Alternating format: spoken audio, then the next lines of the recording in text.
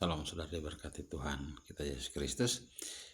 Karena keseringan makan enak di rumah majikan, akhirnya bisa menjadikan seseorang itu menangis atau bersungut-sungut saat dia kembali ke rumahnya, kembali ke kampungnya, karena ternyata di sana ia mendapati bahwa makanan yang dihidangkan itu selalu sama setiap harinya. Menu yang disediakan itu tidak pernah berubah, atau barangkali yang dihidangkan itu hanya nasi putih, garam dan lombok. Hal ini bisa timbul pikiran untuk akhirnya ia kembali ke rumah majikannya, walaupun di sana itu ia sebagai pesuruh, sebagai hamba yang tidak punya banyak hak bicara, tetapi karena makan minumnya selalu terpenuhi yang enak, ia bisa berpikir untuk kembali ke rumah majikannya. Nah, saudara diberkati Tuhan kita Yesus Kristus, ini yang terjadi dengan bangsa Israel saat dituntun pulang dari Mesir.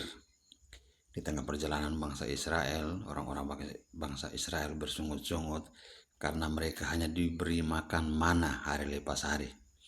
Mereka meminta daging, mereka menginginkan ikan, mereka menangis histeris.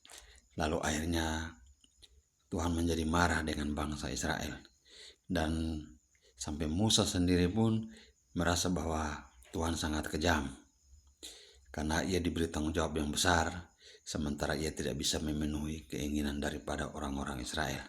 Nah, saudara diberkati Tuhan kita Yesus Kristus, Bilangan 11 ayat 19 dan ayat 20 di sana menjelaskan bahwa akhirnya Tuhan berjanji memberikan kepada bangsa Israel daging, tapi Tuhan memberikan dalam marahnya, dalam murkanya.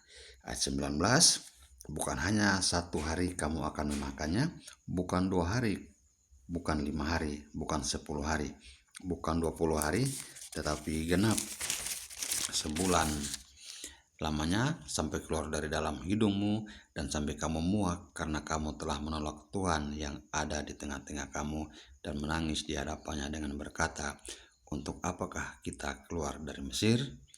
Jadi dalam marahnya akhirnya Tuhan memberi mereka daging, yaitu burung puyuh, dan Tuhan berjanji akan memberikan sepanjang sebulan lamanya sampai mereka muak, sampai mereka bosan, sampai mereka memuntahkan kembali daging ini, oleh karena mungkin dirasanya sudah biasa di lidah karena sepanjang sebulan tidak berganti menu.